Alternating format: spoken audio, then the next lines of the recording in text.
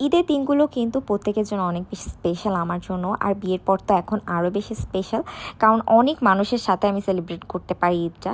আজকের ঈদ আপনাদের সাথে শেয়ার করব ঈদের দিন আমি কি করলাম। খুবই সিম্পল একটা ডে ছিল আমার জন্য, বাট অনেক বেশি এনজয়েবল বলতে পারি। এই ড্রেসটা আমার শাশুড়ি আমাকে গিফট করেছিল, যেটা একদম নতুন বউ লাগছিল আমাকে পরার পর।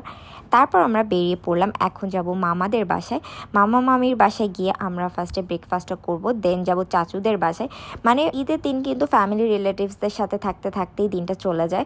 নন্দিনী খুব সুন্দর একটা ঈদ মোবারক কেক বানিয়েছে তাদের জন্য, সেটাই আমরা নিয়ে যাচ্ছিলাম। ফ্রিজে আসলে এত জিনিস, একটু ঘুতা লেগে গেছে, এই জন্য ওইখানে ক্রিমটা উঠে গিয়েছিল। আর এখানে মামি তো অনেক ধরনের খাবার রান্না করেছে, রয়েছে লুচি, গরুর কলিজা, আরও চা লাস্টে ছিল, আরও সাথে ছিল অনেকগুলো ডেজার্ট। তো আমরা সব কিছুই খেয়ে নিলাম। খাওয়ার পর এখন চলে যাচ্ছি নিচে, এখন চলে যাব বাসায়। আমার ছোট ভাই এসেছে, আমার ছোট ভাইয়ের কাছ থেকেও আমি সালামি নিই, কি একটা ব্যাপার তাই না? লজ্জার ব্যাপার হলো সত্যি কথা, প্রতি বছর আমি ওর কাছ থেকে সালামি নিই। অ্যান্ড এখনও বলেছে যা নিবা নাও, কোনো সমস্যা নেই। তো আমি 2টা নতুন নোট বের করে নিলাম। তারপর এখন আমরা চলে যাচ্ছি চাচুদের বাসায়। চাচুর জন্য খুব সুন্দর করে একটা কেক বানিয়েছে নন্দিনী। এই যে আমি বিল্ডিংয়ের সামনে দাঁড়িয়েই একটু ভিডিও করছিলাম, আর সাথে আমাদের সাথে পিচ্চি বাচ্চা তো আছেই, পিচ্চি মহল সব আজ আমাদের সাথে। চাচুর বাসায় এসেই দেখলাম চাচি খুব সুন্দর একটা ফুল গাছ লাগিয়েছে।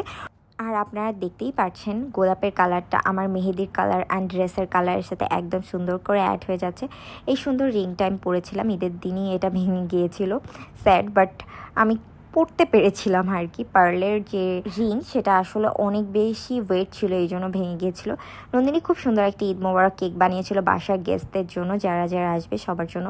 অ্যান্ড অলরেডি আমাদের বাসায় অনেক গেস্ট চলে এসেছে, চাচুরা এসেছে, মামারা এসেছে, এরপরে আমার বাপের বাড়ির থেকেও সবাই আসবে। এই জন্য কেকটা একবারেই কেটে নেওয়া হচ্ছিল যাতে ঝামেলা কম থাকে, আর ডেজার্ট তো আছেই।